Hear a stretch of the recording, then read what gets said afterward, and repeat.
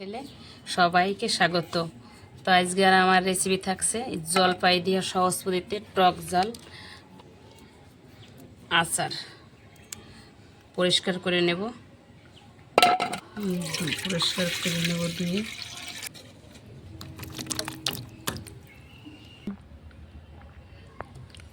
পরিষ্কার করে নেব।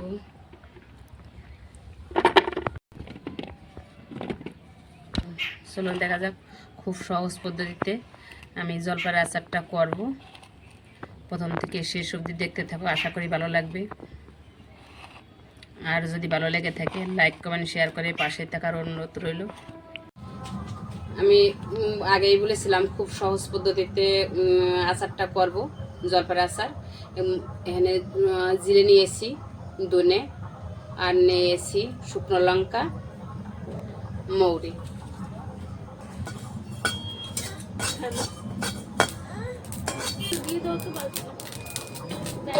নামিয়ে নেব। আমি সব মশলা এখানে এরকম ভাবে ভেজে নিয়েছি।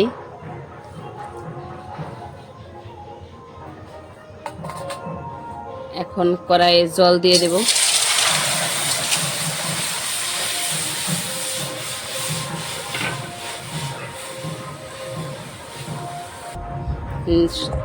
জলপাইটা সিদ্ধ করে নেব।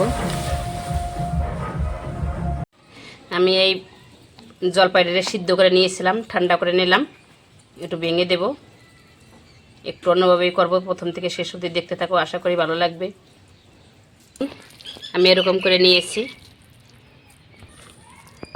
করে নিয়েছি। আমি মশলাটা মিহি পেস্টই করেছি, বেশি দানা দানা রয়েছে একটু।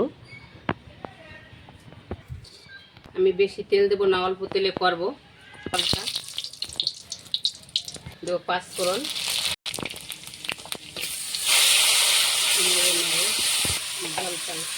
ভালো করে নেড়ে নেব। গুড় দেব, কিংবা চিনিও দিতে পারো, যে করলে বেশি ভালো হয়, কালারটা ভালো আসবে। আমি কিন্তু কোনো ফুড কালার, কোনো কালার আসার জন্য কোনো কিছু ব্যবহার করিনি। অন্য কোনো কালার পছন্দও করি না বেশি একটা, জানো সেটা। দেব বিট লবণ, অল্প সাদা লবণ, তেলও কম দিয়েছি। যে মশলাটা করে রেখেছিলাম দিয়ে দেব পরিমাণ মতো। সেটা তোমরা ওই পাঁচমেশালি সবজিতে দিলে পরেও সবজিটা খুব স্বাদ আসে। এই দেখুন আমার জলপাইয়ের আচারটা কমপ্লিট, দলা পাকিয়ে আসছে। তেল দেইনি, তারপরেও 2 মাস 3 মাস ভালোভাবে রাখা যাবে নর্মালি। একবার হলেও এভাবে করে খেয়ে জানিও কেমন হয়েছে।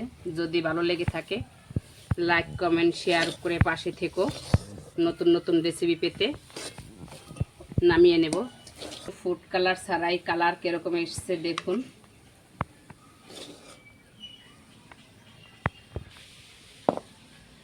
তো আমার জলপাইয়ের আচারটা কমপ্লিট। প্রথম থেকে শেষ অবধি দেখার জন্য অসংখ্য ধন্যবাদ। দেখা হচ্ছে নতুন আর একটা রেসিপিতে।